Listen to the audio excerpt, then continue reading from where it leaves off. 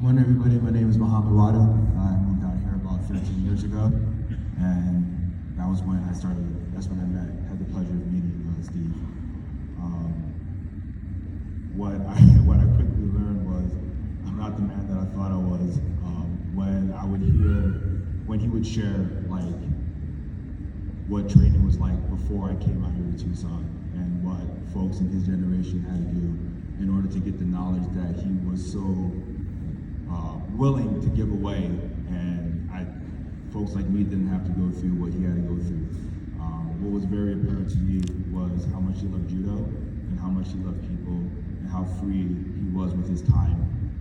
The times that I got to know Steve were between 10 and 11:30 on Tuesday and Thursday nights, when he would always be the last one out. I would say, man, I can stay up later than this old guy, right? Nah, I can never outlast him. So just hanging out in the dojo, and that's when he starts telling his life stories. Like, that's when he starts opening up. For me, that was my experience with him. That's when I got to learn about the Rendokan, and when I got to learn about Sensei Carson, Sensei Kinuki, when I got to learn about all the international travel he's done, when I got to learn about the folks that he's trained. It was just really apparent to me that, wow, this guy really loves this stuff, and he can be doing 1,001 other things right now.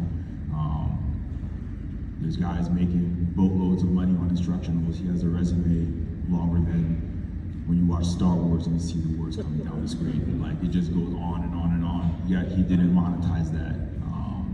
He wanted to make sure that he can share that with people. So, and the thing that's like standing out to me right now, like, as much of a badass as he was never afraid to say, I love you. He was never afraid to tell you how he felt about you.